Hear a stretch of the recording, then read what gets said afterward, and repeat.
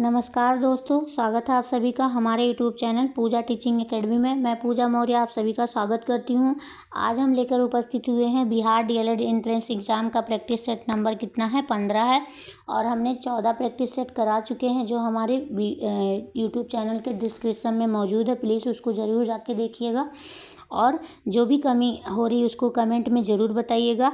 और आप सभी से रिक्वेस्ट है, जितने नए लोग के पास ये वीडियो जा रहा है, प्लीज़ चैनल को सब्सक्राइब ज़रूर करिएगा, जिससे कि हम मोटिवेट होते रहें और आप सबके के लिए वीडियो बनाते रहें। आइए देखते हैं प्रश्नों को। हिंदी का सबसे पहले हिंदी के प्रश्न है। पहला प्रश्न है जिसमें हिंदी का में पहला प्रश्न है, मेरा छोटा भाई अमर दिल्ली जा रहा है, वाक्य में कौन सा पदबंध होगा। मेरा छोटा भाई दिल्ली जा रहा है, मेरा छोटा भाई। तो इसमें पहला ऑप्शन है क्रिया विशेषण पदबंध, दूसरा ऑप्शन है क्रिया पदबंध, तीसरा है संज्ञा पदबंध, चौथा है सर्वनाम पदबंध। तो मेरा छोटा भाई अमर किसके बारे में कहा जा रहा है? मेरा अमर के बारे में कहा जा रहा है, बढ़ा चढ़ा के, यानी कि संज्ञा के बारे में कहा जा रहा है। तो यहाँ पे क्या हो जाएगा? संज्ञा पदबंध। राइट आंसर क्या हो जाएगा? सी हो जाएगा। नेक्स्ट क्वेश्चन देखते हैं। छंद शब्द संस्कृत के किस धातु से बना है? छंद जो शब्द है संस्कृत के किस धातु से बना है? और ये प्रैक्टिस सेट किस सन का है? ये प्रैक्टिस सेट है 18/9/2022 का है। 18/9/2022 का प्रश्न पूछा गया है। उस 18/9/2022 का जो एग्ज़ाम हुआ था बिहार डीएलएड एंट्रेंस का, उसी में पूछा गया है। ये सभी प्रैक्टिस सेट वही है। और ये कौन सी बुक का है? यूनिक पब्लिकेशन की बुक है। कौन सी पब्लिकेशन? यूनिक पब्लिकेशन की बुक है। तो छंद शब्द जो है संस्कृत के किस धातु से बना है? तो छंद शब्द संस्कृत के छिद धातु से बना है। किस धातु से? छिद धातु से बना है। और ये यास्क के निरुक्त छंद की उत्पत्ति छिद धातु से हुई है। लेकिन महर्षि पाणिनि के अनुसार छंद की जो उत्पत्ति होती है चदि से हुई है। किससे हुई है? चदि से हुई है। नेक्स्ट क्वेश्चन है, व्यंजना भेद के अंतर्गत आता है। तो व्यंजना भेद के अंतर्गत कितने भेद हैं? 2 भेद हैं। कौन से होते हैं? शाब्दिक व्यंजना और आर्थी व्यंजना। तो यहाँ पे क्या दिया गया? आर्थी व्यंजना दिया गया। तो इसका राइट आंसर क्या होगा? ए होगा।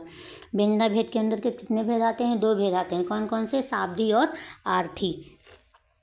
नेक्स्ट क्वेश्चन है, रहीमन पानी राखिए, बिन पानी सब सून, पानी गए न उबरे, मोती मानस चून में शब्द शक्ति क्या है? प्रस्तुत काव्य में शब्द शक्ति क्या है? तो रहीमन पानी राखिए, रहीमन पानी, इसमें क्या कहा राजा रहीम संसार को यह बताना चाहते हैं कि मोती की पहचान उसकी क्या होती है?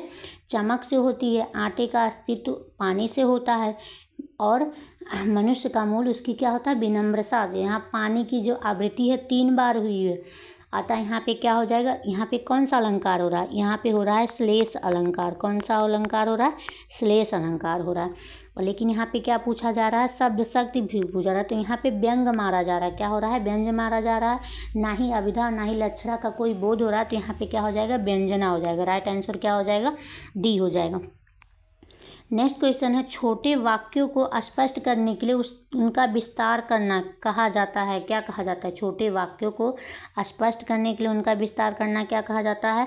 पहला ऑप्शन है संक्षिप्त वाक्य, दूसरा ऑप्शन है प्रत्यक्ष कथन, तीसरा ऑप्शन है वाक्य प्रशासन, चौथा ऑप्शन है इनमें से कोई नहीं। तो जो कोई छोटा वाक्य होता है, समझ में नहीं आता है कि क्या है ये, या बच्चों को समझाना रहे, तो क्या होता है कि छोटे वाक्यों को स्पष्ट करने के लिए उनको बढ़ा चढ़ा के वहाँ पे हो जाएगा वाक्य प्रसारण कहा जाता है।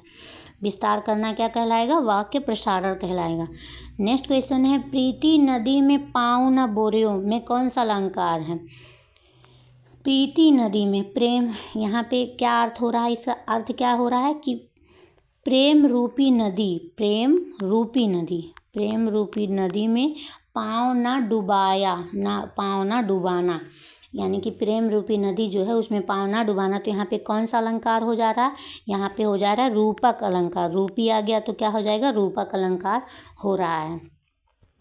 नेक्स्ट क्वेश्चन है, पाई अपूर थिरता, मृदु वायु न भी, मानो अंचल विमोहित हो बनी थी। इस पंक्ति में अलंकार कौन सा होगा? पहला है श्लेष में, दूसरा है यमक, तीसरा है विभावना, चौथा उत्प्रेक्षा। तो पाई उपूर थिरता मृदु वायु न भी, मानो, क्या आ गया? मानो। तो हाँ, ये ट्रिक है, बहुत ही अच्छी ट्रिक है। मानो, जानो, मनहु, जनहु, मनु, जनू, ये जब भी किसी वाक्य में आए, किसी काव्य में आए, तो वहाँ पे कौन सा अलंकार होगा? वहाँ पे होगा उत्प्रेक्षा अलंकार। बहुत बार पूछा गया प्रश्न है, वहाँ पे कौन सा अलंकार होगा? उत्प्रेक्षा अलंकार। आंख मूंद के मार देना है कि वहाँ पे उत्प्रेक्षा अलंकार होगा। नेक्स्ट क्वेश्चन है, कर्पूर शब्द है। कर्पूर शब्द क्या है? पहला ऑप्शन है तत्सम, दूसरा तद्भव, तीसरा है देशज, चौथा है विशेषण। तो कपूर, कपूर जो शब्द है ये क्या है? ये तद्भव है। क्या है? तद्भव है। इसका राइट आंसर क्या हो जाएगा? तद्भव। क्यों? क्योंकि यह संस्कृत से ही लिया गया, यह संस्कृत शब्द से लिया गया। और इसका संस्कृत जो शब्द होता है क्या होता है? संस्कृत शब्द इसका होता है कर्पूर। कर्पूर, जब कर्पूर पूछता तो तत्सम होता, लेकिन यहाँ कपूर पूछा है तो यहाँ पे क्या हो जाएगा? तद्भव हो जाएगा। नेक्स्ट क्वेश्चन है, जो समास विशेषण, विशेष और उपमेय उपमान से मिलकर बनते हैं वह समास कहलाते हैं। जो समास विशेषण, विशेष और उपमेय उपमान से मिलकर होते हैं उसे क्या कहते हैं? उसे कर्मधारय कहते हैं। कर्मधारय होते हैं। और कर्मधारय में पहला पद क्या होता है? विशेषण होता है। क्या होता है? विशेषण होता है। और दूसरा पद क्या होता है? विशेष होता है। क्या होता है? विशेष होता है। जैसे महाराजा, तो यहाँ पहला पद क्या है? महान राजा। पहला पद क्या है? पहला है महा, विशेषण, और राजा है क्या? विशेष है।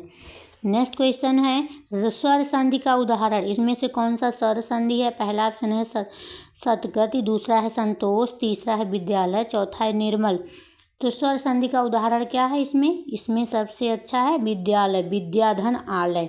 इसका क्या है? सदधन गति, तो हो जाएगा सतधन गति। और यहाँ पे क्या है? विद्यालय, विद्यालय में विद्याधन आलय कौन सी संधि हो जाएगी? दीर्घ संधि, दीर्घ स्वर संधि, दीर्घ संधि। नेक्स्ट क्वेश्चन है, किसी वर्णिक छंद के प्रत्येक चरण में 2 नगड़, भगड़ और 2 यगड़ के क्रम में कुल कितना होते हैं? 15 वर्ण होते हैं। तो उन्हें कौन सा छंद कहते हैं? उन्हें कौन सा छंद कहते हैं? पहला ऑप्शन है वंशस्थ, दूसरा है उपेंद्र वर्जा, तीसरा है मालिनी, चौथा इनमें से कोई नहीं। तो किसी वर्णिक छंद में, किसी वर्णिक जो छंद में होते हैं, कितने, प्रत्येक चरण में कितना हो? 15 वर्ण होते हैं। और उसका क्रम क्या होगा? नगड़ नगड़, यानी कि 2 नगड़, उसके बाद क्या होगा? नगड़ नगड़ के बाद भगड़, फिर यगड़, 2 यगड़ यगड़ और 1 भगड़ और 2 यगड़ आए तो वहाँ पे क्या होगा? मालिनी होगा। क्या होगा? मालिनी छंद होगा। नेक्स्ट क्वेश्चन है, आचार्य भरत मुनि ने किस रस को नाट्य प्रयोग में स्वीकार नहीं किया? किस रस को नाट्य प्रयोग में स्वीकार नहीं किया? पहला ऑप्शन है शांत, दूसरा ऑप्शन है भयानक, तीसरा ऑप्शन है करुण, चौथा अद्भुत। तो आचार्य भरत मुनि ने नाट्य प्रयोग में कितने रस का प्रयोग किया, स्वीकार किया? 8 रस का प्रयोग किया है, मतलब सब 8 रस को स्वीकारा। वो कौन कौन से होंगे? कौन कौन से होंगे? हो जाएगा श्रृंगार रस। क्या हो जाएगा? श्रृंगार रस। उसके बाद हो जाएगा हास्य, श्रृंगार, हास्य, करुण, रौद्र, वीर, भयानक, रौद्र, वीर, भयानक, अद्भुत, भयानक, भूतपूर्व, भीभत्स। तो यहाँ पे किसका प्रयोग नहीं किया? यहाँ पे शांत रस का प्रयोग नहीं किया। ये आंसर इस क्या हो जाएगा? ए हो जाएगा। नेक्स्ट क्वेश्चन है, गोपी पद पंकज पावन की रज जामे सिर भीजे में कौन सा अलंकार है? गोपी पद पंकज में, गोपी पद पंकज पावन, यहाँ पा आया, ठीक। तो उसके अनुसार क्या हो जाएगा? अनुप्रास हो जाएगा। और यहाँ पे क्या कह रहा है? अनुप्रास वर्ण आने पर, और यहाँ पे गोपिकाओं के पद को कमल का रूप दिया गया है। गोपिकाओं के जो पद हैं उन गोपी पद पंकज, गोपिकाओं के पद पंकज कमल के रूप दिया गया है, यानी कि गोपिकाओं के पावन कमल रूपी पद के रज से सभी सिंचित हो रहे हैं। यहाँ पे कहने का मतलब हो रहा है कि गोपिकाओं के पावन कमल रूपी पद के रज से सभी छिंदित हो रहे हैं। तो यहाँ पे क्या हो जाएगा? रूपक अलंकार भी होगा। क्या होगा? रूपक अलंकार। तो ए और सी दोनों, इसका आंसर क्या हो जाएगा? डी हो जाएगा। नेक्स्ट क्वेश्चन है, एक म्यान में 2 तलवार कभी नहीं रह सकती में कौन सा अलंकार है? एक म्यान में 2 तलवार कभी नहीं रह सकती। पहला ऑप्शन है दृष्टांत, दूसरा ऑप्शन है श्लेष, तीसरा ऑप्शन है प्रश्न, चौथा अनुप्रास। तो एक म्यान में 2 तलवार, यहाँ पे क्या होगा, दृष्टांत अलंकार होगा। कौन सा अलंकार होगा, दृष्टांत होगा। जहाँ उपमेय उपमान में बिंब प्रतिबिंब भाव वर्णित हो वहाँ पे क्या होता है, दृष्टांत अलंकार होता है। इसमें दो स्वतंत्र वाक्य रहते हैं, एक उपमेय होता है और दूसरा उपमान होता है। नेक्स्ट क्वेश्चन है, वाच्य के प्रयोग में सबसे ज़्यादा किसका प्रयोग होता है। वाच्य के प्रयोग में सबसे ज़्यादा किसका प्रयोग होता है। पहला ऑप्शन है विशेषण, दूसरा क्रिया, तीसरा क्रिया विशेषण, चौथा सर्वनाम। तो वाच्य में प्रयोग सबसे ज़्यादा किसका होता है।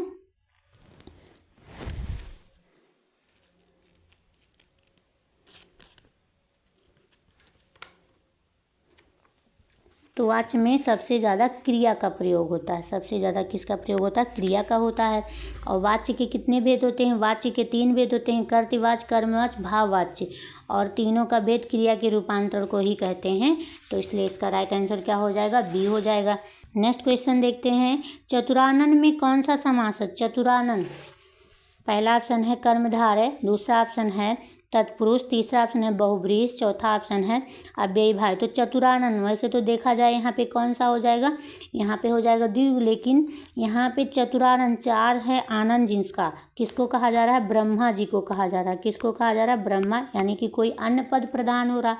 यहाँ अन्य पद प्रधान होगा तो इसका राइट आंसर क्या हो जाएगा, सी हो जाएगा, बहुब्रीहि समास। नेक्स्ट क्वेश्चन देखते हैं, आजकल कहाँ गए थे, किस वाक्य का उदाहरण। आजकल कहाँ गए थे, किस वाक्य का उदाहरण है। ऑप्शन देखते हैं, निषेधवाचक, दूसरा है इच्छावाचक, तीसरा है प्रश्नवाचक, चौथा संकेतवाचक। तो आजकल कहाँ गए थे, यहाँ पे क्या हो रहा है, यहाँ पे प्रश्न पूछा जा रहा है। क्या हो रहा है, प्रश्न पूछा जा रहा है। तो यहाँ पे हो जाएगा प्रश्नवाचक वाक्य है।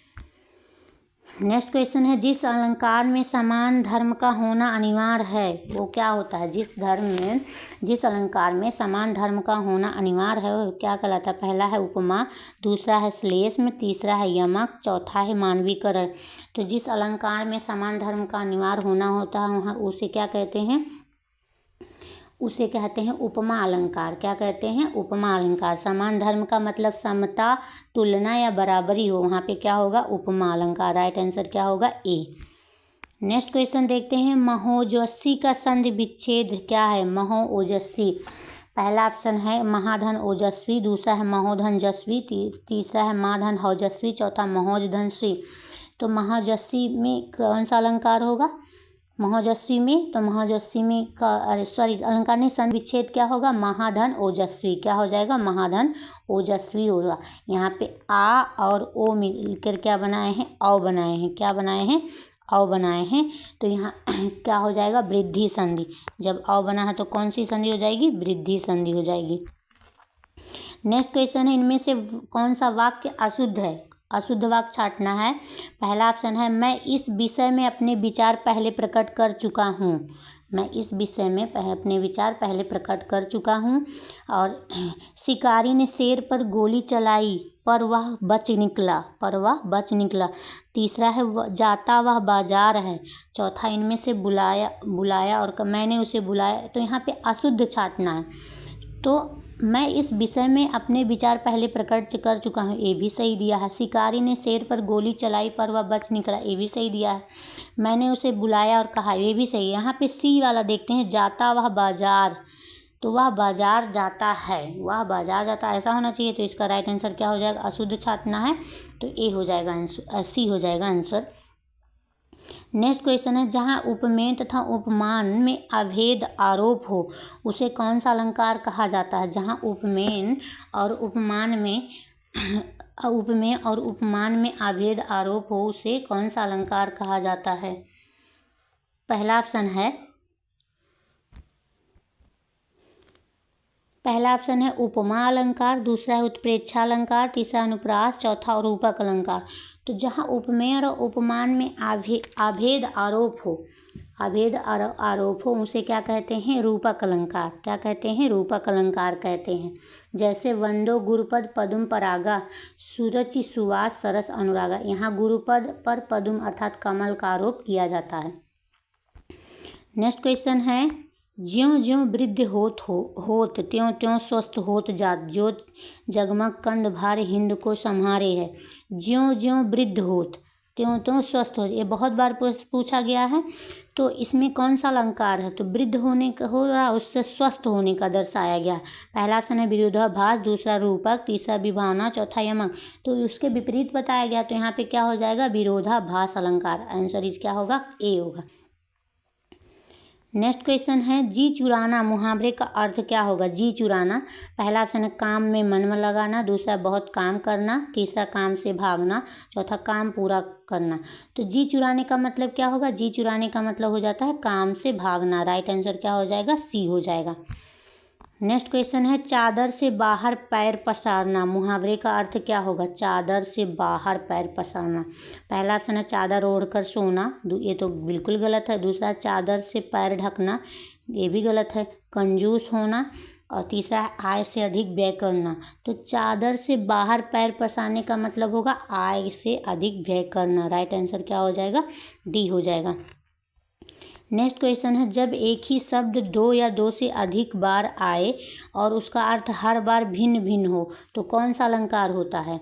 जब किसी काव्य में एक ही शब्द दो या दो से अधिक बार आए और उसका अर्थ हर बार भिन्न हो तो वहाँ पे पहला ऑप्शन है अतिशयोक्ति अलंकार, दूसरा ऑप्शन है यमक अलंकार, तीसरा है उपमा अलंकार, चौथा ऑप्शन है रूपक अलंकार। तो वहाँ पे कौन सा अलंकार होगा? जब एक ही शब्द दो या अधिक बार आए और उसका अर्थ हर बार भिन्न हो तो वहाँ पे होता है यमक अलंकार। क्या होता है? यमक अलंकार। जैसे कनक कनकते सौगुनी, मादकता अधिकाय, यही खाए बौराय नर यही खाए बौराय। तो यहाँ पे कनक का अर्थ एक जगह पे धतूरा होगा, दूसरी जगह पे क्या होगा?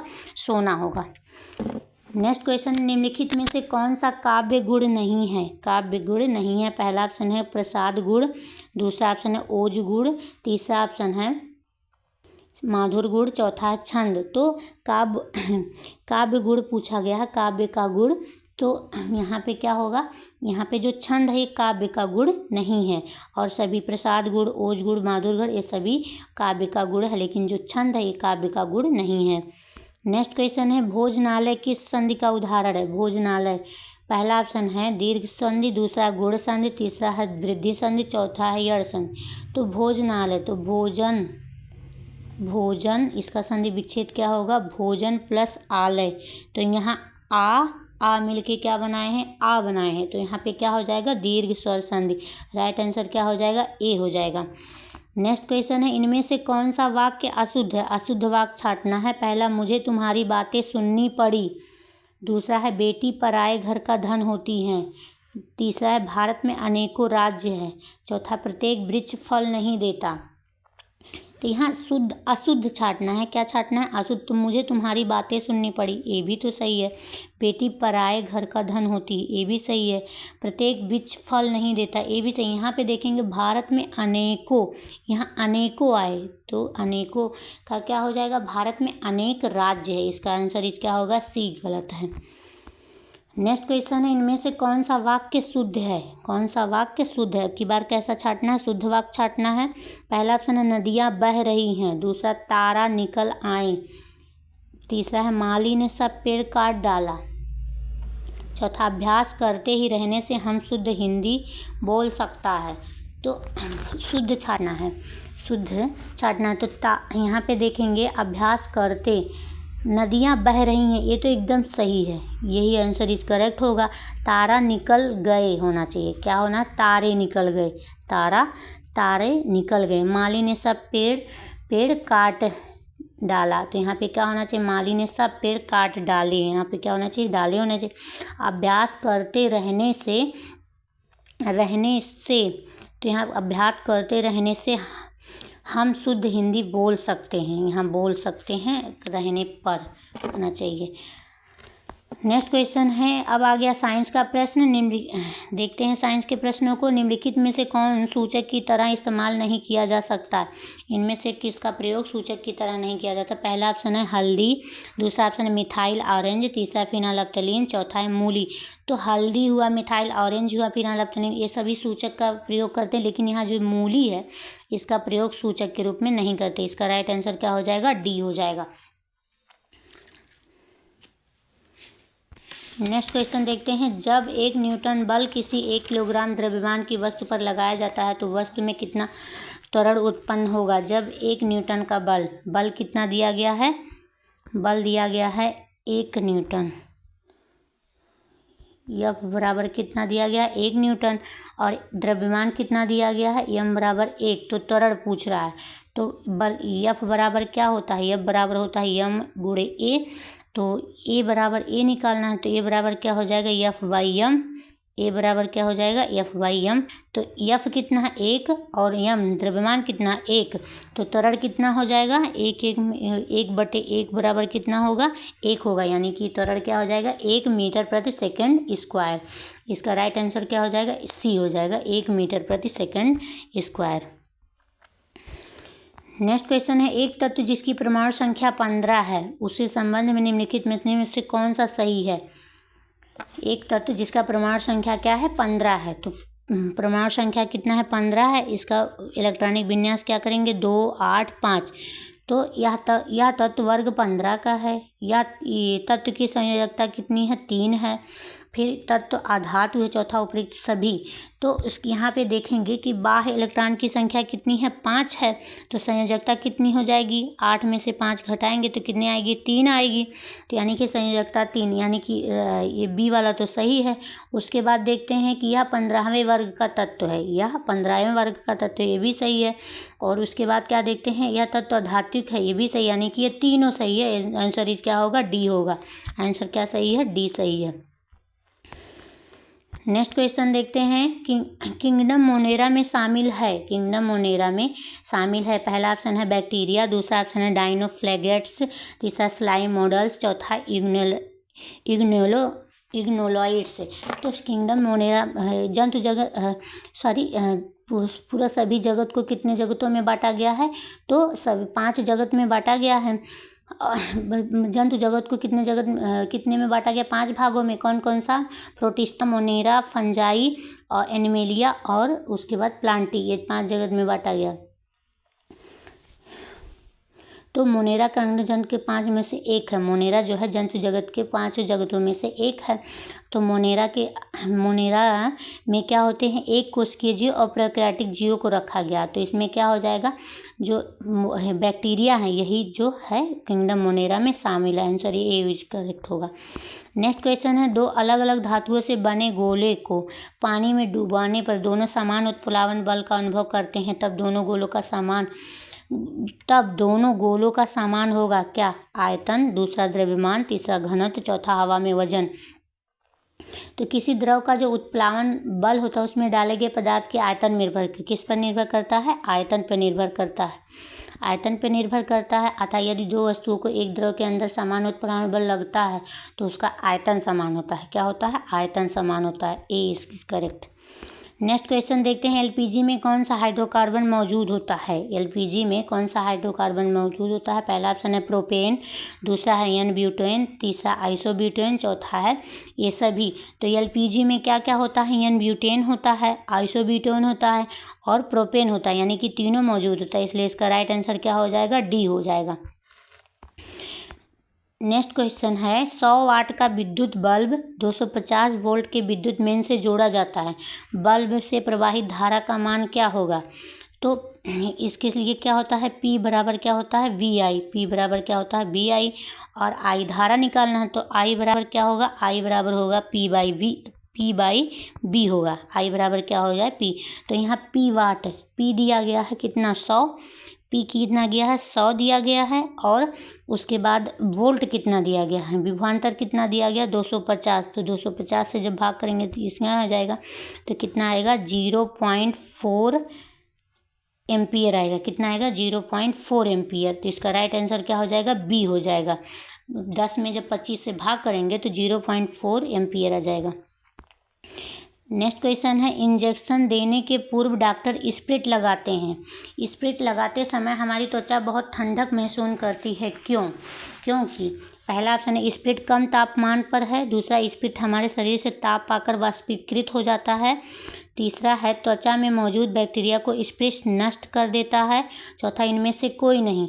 तो इसका आंसर क्या होगा, क्या देखते हैं कि डॉक्टर द्वारा सुई देते समय प्रयुक्त स्पिरिट मतलब होता है, अतः स्पिरिट हमारे शरीर पर लगने के बाद हमारे शारीरिक ताप को क्या कर अवशोषित कर वाष्पिक हो जाता और हमें ठंडा महसूस होने लगता है।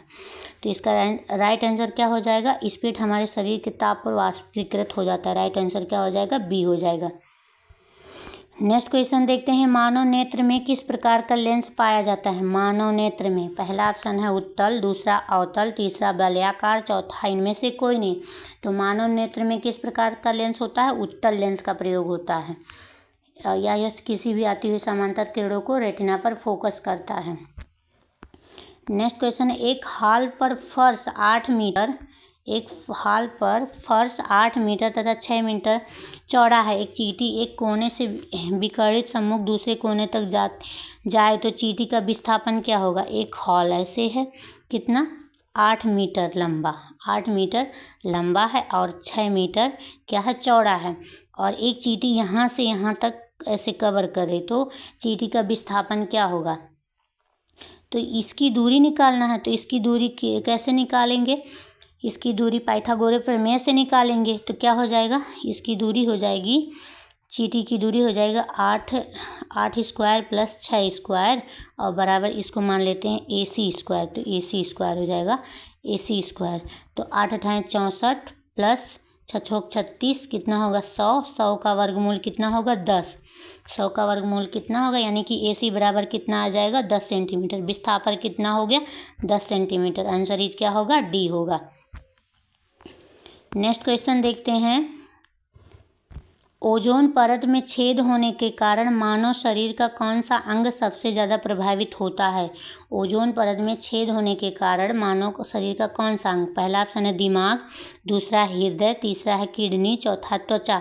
तो ओजोन जो परत है उसमें छेद होने पर हमारी जो त्वचा है सबसे ज़्यादा प्रभावित होती है। क्या होती है, त्वचा जो है सबसे ज़्यादा प्रभावित होती है। राइट आंसर क्या हो जाएगा, डी हो जाएगा। नेक्स्ट क्वेश्चन है, मूलांकुर के अलावा पौधे के किसी अन्य भाग से विकसित होने वाली जड़ें क्या कहलाती हैं। मूलांकुर के अलावा पौधे के किसी अन्य भाग से विकसित होने वाली जड़ें क्या कहलाती हैं।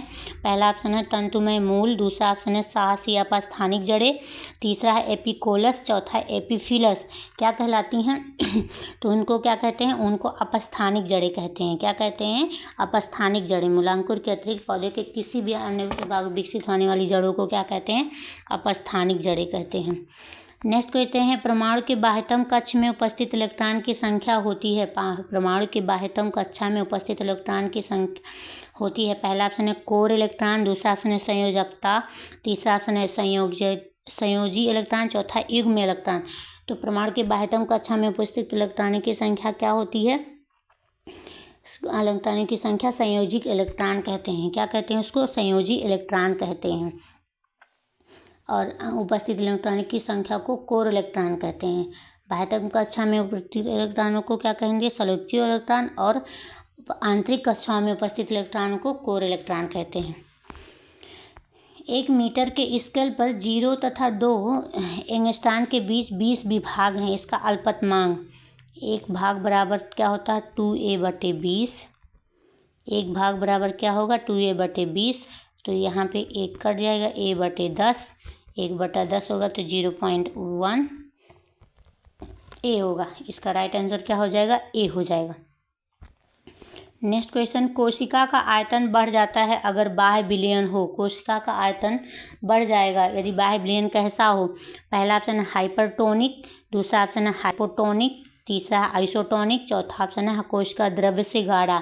तो कोशिका का जो आयतन होता है बढ़ जाता है यदि बाह्य विलयन क्या हो, हाइपोटोनिक हो। क्या हो, हाइपोटोनिक। आंसर क्या होगा, बी होगा। और यहाँ हाइपोटोनिक परिस्थिति में कोशिका का जो आंतरिक सांद्रण होता है कोशिका के बाहर के विलयन के सांद्रण से कम होता है, इसलिए कोशिका का आयतन क्या हो जाता है, बढ़ जाता है।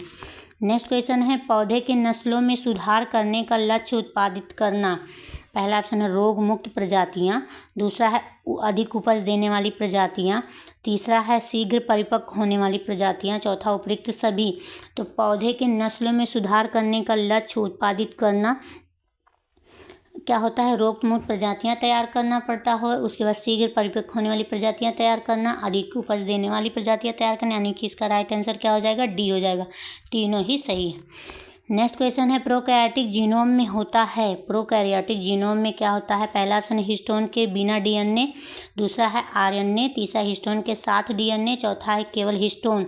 तो प्रोकैरियोटिक जीनोम में क्या होता है, हिस्टोन के बिना डीएनए उपस्थित हो, हिस्टोन के बिना डीएनए उपस्थित होते हैं। Answer A. नेक्स्ट क्वेश्चन है, स्ट्रैटम जर्मिनेटिवम किस प्रकार की उपकला का एक उदाहरण है। स्ट्रैटम जर्मिनेटिवम किस प्रकार के उपकला का उदाहरण है। पहला ऑप्शन है क्यूबाइडल एपिथेलियम, दूसरा है सिलिएटेड एपिथेलियम, तीसरा स्तंभाकार उपकला, चौथा है पपड़ीदार उपकला। तो मानव त्वचा अनेक परतों से बनी होती है, मानव जो त्वचा होती है अनेक परतों से बनी होती है, और एपिथेलियम कोशिकाओं का प्रकार अलग अलग है, ऊपर से नीचे 5 परतें होती हैं। कौन कौन सा, स्ट्रैटम कोरिनियम, स्ट्रैटम ल्यूसिडियम और stratum granulosum, stratum स्पाइनोजम, stratum जर्मिनेटिवम। Stratum जर्मिनेटिवम सबसे निचली परत होती है और यह आयताकार आकार में मौजूद होती है, और यह कोलुमिनर एपिथेलियम स्तंभाकार उपकला से बनी होती है। स्तंभ, इसका राइट आंसर क्या हो जाएगा, सी हो जाएगा। नेक्स्ट क्वेश्चन देखते हैं, निम्नलिखित में से कौन सा जो जीवाश्म है ऊर्जा है। पहला ऑप्शन है कोयला, दूसरा ऑप्शन है सौर ऊर्जा, तीसरा थर्मल ऊर्जा, चौथा बायोगैस। तो इनमें से कौन सी जो है जीवाश्म ऊर्जा है, तो ये कोयला जो है ये जीवाश्म ऊर्जा है। कोयले का जो निर्माण होता है पेड़ पौधे और जीव जंतुओं के हजारों वर्ष तक जमीन में दबे रहने के कारण होता है। नेक्स्ट क्वेश्चन है, एड्स एक घातक बीमारी है जो किसके द्वारा होती है। पहला ऑप्शन है प्रोटोजोआ के द्वारा, दूसरा ऑप्शन है एक कवक, तीसरा है एक जीवाणु, चौथा एक विषाणु। तो एड्स HIV जो एड्स होता है वो किसके द्वारा होता है, HIV एक वायरस के, HIV जो है एक वायरस के कारण होता है। इसका राइट आंसर क्या हो जाएगा, डी हो जाएगा। नेक्स्ट आ गया सामाजिक अध्ययन के प्रश्न, आइए देखते हैं उन प्रश्नों को। और जितने लोग के पास ये वीडियो जा रहा है प्लीज़ चैनल को सब्सक्राइब जरूर करिएगा। पहला प्रश्न है, निम्नलिखित में से कौन सी फसल बाजरे ग्रुप का नहीं है। निम्नलिखित में से कौन सी फसल बाजरे ग्रुप का नहीं है। पहला ऑप्शन है ज्वार, दूसरा मक्का, तीसरा रागी, चौथा बाजरा। तो बाजरे ग्रुप की जो फसल होती है कौन कौन सी होती है, ज्वार भी होती है, बाजरा भी होती है, रागी भी होती है। मक्का जो है ये बाजरे ग्रुप का फसल नहीं है। इसका राइट आंसर क्या हो जाएगा, बी हो जाएगा। नेक्स्ट क्वेश्चन है, भारत में रेल परिचालन की शुरुआत कब हुई थी। भारत में पहली बार रेल कब चली थी। पहला ऑप्शन है 1835 ईस्वी में, दूसरा 1843, तीसरा 1853, चौथा 1853 में। तो हमारा जो पहली बार भारत में जो पहली बार ट्रेन कब चली थी, ट्रेन की शुरुआत 16 अप्रैल 1853 ईस्वी में चली थी। कब चली थी, 1853 ईस्वी में चली थी। तो यहाँ पे दो जगह 53 है, तो एक ही को नहीं, यहाँ पे 1953, ये तो गलत, 1853। इसका राइट आंसर क्या हो जाएगा, सी हो जाएगा। और कहाँ से कहाँ चली थी, मुंबई से थाणे तक के बीच में चली थी। नेक्स्ट क्वेश्चन है, राज्य पुनर्गठन आयोग का स्थापना कब किया गया। पहला ऑप्शन है 1953 ईस्वी में, दूसरा ऑप्शन है 1954 ईस्वी में, तीसरा है 1955, चौथा है 1956। तो राज्य पुनर्गठन मतलब भारत में भाषाई आधार पर राज्य का जो पुनर्गठन आयोग की स्थापना कब हुई थी, 1953 ईस्वी में फजल अली की अध्यक्षता में हुई थी। किसके, फजल अली की अध्यक्षता में हुई थी। और जबकि इस राज्य का पुनर्गठन अधिनियम को 1956 में पास की गई थी, जिसके परिणाम स्वरूप 14 राज्यों और 6 केंद्र शासित प्रदेशों का गठन किया गया था। नेक्स्ट क्वेश्चन है, नाजी पार्टी का प्रतीक चिन्ह क्या था। नाजी पार्टी का प्रतीक चिन्ह क्या था। पहला ऑप्शन है लाल झंडा, दूसरा है स्वास्तिक, तीसरा है ब्लैक शर्ट, चौथा कबूतर। नाजी पार्टी का प्रतीक चिन्ह जो है स्वास्तिक था। क्या था, स्वास्तिक था। ऐसे स्वास्तिक था नाजी पार्टी का प्रतीक चिन्ह, जिसे 1920 ईस्वी में नवगठित नाजी पार्टी के प्रमुख नेता एडोल्फ हिटलर ने अपनी पार्टी का प्रतीक के रूप में चुना गया था। नेक्स्ट क्वेश्चन है, भारत के संविधान में निम्नलिखित में से कौन सा समानता के अधिकार में शामिल नहीं है। पहला ऑप्शन है कानून के समक्ष समानता, दूसरा अपृष्टता का उन्मूलन, तीसरा रोजगार के अवसर की समानता, चौथी आर्थिक बराबरी। तो आर्थिक जो बराबरी है ये समानता के अधिकार में शामिल नहीं है। आर्थिक बराबरी भारतीय संविधान समानता के आधार पर नहीं शामिल है, जबकि कानून के समक्ष समानता, अस्पृश्यता का उन्मूलन, रोजगार के अवसर की समानता, भारत के संविधान में समानता के अधिकार को शामिल किया गया। इसका राइट आंसर क्या हो जाएगा? आर्थिक बराबरी जो है समानता के अधिकार में शामिल नहीं है। नेक्स्ट क्वेश्चन है किस संधि के द्वारा अमेरिकी स्वतंत्रता संग्राम को मान्यता मिली? किस संधि के द्वारा अमेरिकी जो स्वतंत्रता संग्राम को मान्यता मिली? पहला ऑप्शन है पेरिस की संधि, दूसरा ऑप्शन है पिलाफेंक्रा की संधि, तीसरा है न्यूली की संधि, चौथा सेब्रे की संधि। तो किस संधि के द्वारा अमेरिकी स्वतंत्रता संग्राम को मान्यता मिली? तो पेरिस की 1783 ईस्वी में पेरिस की संधि के द्वारा अमेरिकी स्वतंत्रता संग्राम को पूर्ण रूप से स्वतंत्रता की मान्यता मिली और 1789 ईस्वी में नवीन संविधान के अनुसार 1789 ईस्वी में नवीन संविधान के अनुसार अमेरिका की कांग्रेस यानी कि संसद का चयन हुआ और इस कांग्रेस ने जॉर्ज वाशिंगटन को सर्वसम्मति से अमेरिका का प्रथम राष्ट्रपति घोषित किया गया। नेक्स्ट क्वेश्चन है भारत में संप्रभु कौन है? भारत में संप्रभु कौन है? पहला ऑप्शन है संसद, दूसरा ऑप्शन है जनता, तीसरा राष्ट्रपति, चौथा है प्रधानमंत्री। तो भारत में जो संप्रभु है जनता में नहीं है, तो क्या होगा इसका राइट आंसर? बी होगा। लेकिन संसद के माध्यम से इसका संचालन किया जाता है। संप्रभु शब्द का आशय क्या है? भारत ना तो किसी अन्य देश पर निर्भर है, ना ही किसी अन्य देश का डोमिनियन है और यह अपने मामले का निस्तारण करने के लिए स्वतंत्र है। नेक्स्ट क्वेश्चन है तारीख़-ए-दाऊदी नामक पुस्तक के लेखक कौन है? तारीख़-ए-दाऊदी, पहला ऑप्शन है अब्दुल्लाह, दूसरा ऑप्शन है मेगस्थनीज, तीसरा ख्वाजा नियामतुल्लाह, चौथा है दुर्गाचरण राय। तो तारीख़-ए-दाऊदी नामक पुस्तक के लेखक कौन है? अब्दुल्ला हैं। कौन है? जिसने यह पुस्तक जहांगीर के शासनकाल में लिखी। कब लिखी थी? जहांगीर के शासनकाल में लिखी थी और इसमें दिल्ली के शासक बहलोल लोदी से लेकर अफगान शासकों का जिक्र है। नेक्स्ट क्वेश्चन है एलपीजी का पूरा नाम क्या है? पहला ऑप्शन है लिक्विड प्लेन गैस, दूसरा लिक्विफाइड पेट्रोलियम गैस, तीसरा लाइट पेट्रोल गैस, चौथा लिक्विफाइड प्लेन गैस। तो एलपीजी का पूरा नाम क्या है? Liquefied petroleum gas. क्या नाम है इसका? Liquefied petroleum gas. इसका राइट आंसर क्या होगा? बी होगा। यह प्रोपेन, ब्यूटेन और आइसोब्यूटेन का क्या है? मिश्रण है। नेक्स्ट क्वेश्चन है बिहार में सर्वप्रथम नगर निगम की स्थापना कहाँ की गई थी? पहला ऑप्शन है आरा में, दूसरा है पटना में, तीसरा है गया में, चौथा मोतिहारी में। तो बिहार में सर्वप्रथम नगर निगम की जो स्थापना है 1952 ईस्वी में कहाँ की गई? पटना में की गई। कहाँ की गई? पटना में की। और नगर निगम का प्रमुख जो है महापौर होता है। नगर निगम का प्रमुख कौन होता है? महापौर होता है। नेक्स्ट क्वेश्चन है निम्नलिखित में से भारत के किस राज्य में कुल क्षेत्रफल का सबसे कम प्रतिशत वन क्षेत्र है? पहला ऑप्शन है बिहार, दूसरा है हरियाणा, तीसरा ऑप्शन है सिक्किम, चौथा है तमिलनाडु। तो भारत के किस राज्य में कुल क्षेत्र का सबसे कम प्रतिशत वन क्षेत्र है? तो कहाँ है? हरियाणा में है। कहाँ में है? हरियाणा। इसका राइट आंसर क्या हो जाएगा? बी हो जाएगा। हरियाणा का कुल क्षेत्रफल का कितना है? 3.63% वन क्षेत्र से है। नेक्स्ट क्वेश्चन है इनमें से कौन सा जीव जो केवल भारत में ही पाया जाता है? इनमें से कौन सा ऐसा जीव है जो भारत में ही पाया जाता है? पहला ऑप्शन है घड़ियाल, दूसरा ऑप्शन है गंगा डॉल्फिन, तीसरा है व्हेल, चौथा है कछुआ। तो जो गंगा डॉल्फिन होती है वो सिर्फ केवल भारत में ही पाई जाती है। कहाँ पे पाई जाती है? भारत में पाई जाती है। इसे 2009 में भारत का राष्ट्रीय जलीय जीव घोषित किया गया। कब? 2009 में। नेक्स्ट क्वेश्चन है किसका मानना था कि राज्य और समाज के स्थापित पारंपरिक संस्थानों को संरक्षित किया जाना चाहिए? पहला ऑप्शन है कंजर्वेटिव, दूसरा है लिबरल, तीसरा डेमोक्रेट्स, चौथा इनमें से कोई नहीं।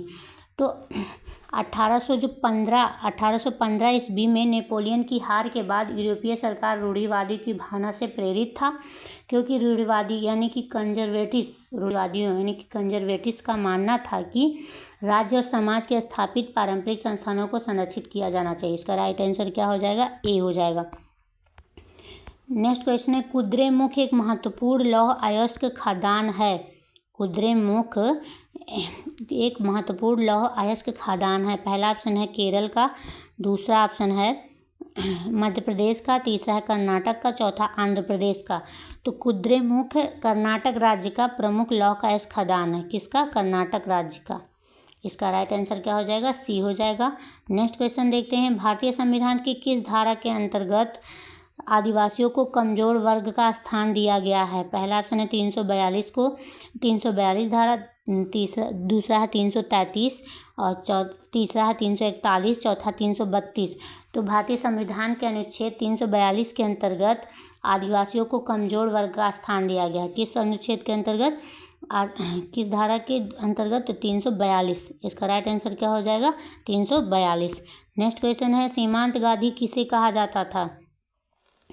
सीमांत गांधी किसे कहा जाता है? पहला ऑप्शन है महात्मा गांधी को, दूसरा ऑप्शन है श्री राजगोपाल चारी को, तीसरा है लाला लाजपत राय को, चौथा है खान अब्दुल गफ्फार को। तो किसको कहा जाता है? सीमांत गांधी, फ्रंटियर जो गांधी है, खान अब्दुल गफ्फार को कहा जाता है।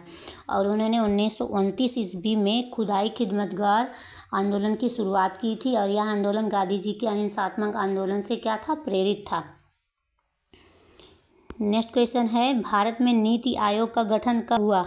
पहला ऑप्शन है 15 अक्टूबर 1991 में, दूसरा ऑप्शन है 15 सितंबर 1950 में, तीसरा है 1 जनवरी 2015 में, चौथा है 1 जनवरी 1916 में। तो भारत में जो नीति आयोग है इसकी गठन कब हुआ? 1 जनवरी 2015 को हुआ। कब हुआ? 1 जनवरी 2015 को। यह एक गैर संवैधानिक अथवा संविधानात्मक निकाय है जो भारत सरकार का नीति निर्माण में एक थिंक टैंक के रूप में कार्य करता है और जिसके अध्यक्ष कौन होते हैं? भारत के प्रधानमंत्री होते हैं। नेक्स्ट क्वेश्चन है, संपत्ति के अधिकार को मौलिक अधिकारों की सूची से कब हटाया गया? संपत्ति का जो अधिकार है मौलिक अधिकारों की सूची से कब हटाया गया? पहला ऑप्शन 1976 में, दूसरा ऑप्शन है 1978 में, तीसरा ऑप्शन 1971 में, चौथा ऑप्शन 1977 में। तो संपत्ति का जो अधिकार है मौलिक अधिकारों से कब हटाया गया? तो यह 44वें संविधान संशोधन 1978 द्वारा इसको हटाया गया और इसे संविधान के भाग 12 में अनुच्छेद 300 का के तहत कानूनी अधिकार बना गया। भाग 12 में जोड़ा गया और अनुच्छेद 300 का के तहत कानूनी अधिकार बना दिया गया। नेक्स्ट क्वेश्चन देखते हैं, विश्व में सबसे अधिक वर्षा किस स्थान पर होती है? विश्व में पहला ऑप्शन है सिलचर में, दूसरा ऑप्शन है चेरापूंजी में, तीसरा है मौसिनराम में, चौथा गुवाहाटी में। तो विश्व में सबसे अधिक वर्षा जो होती है वो मौसिनराम, मेघालय के मौसिनराम में होती है। यहाँ लगभग कितना? 1141 सेंटीमीटर वर्षा होती है। नेक्स्ट क्वेश्चन है, खनिज और जीवाश्म ईंधन गैर नवीनीकरण संसाधनों के उदाहरण है जो उनके गठन के लिए लेते हैं। पहला ऑप्शन है सैकड़ों वर्ष, दूसरा हजारों वर्ष, तीसरा लाखों वर्ष, चौथा केवल 1 वर्ष।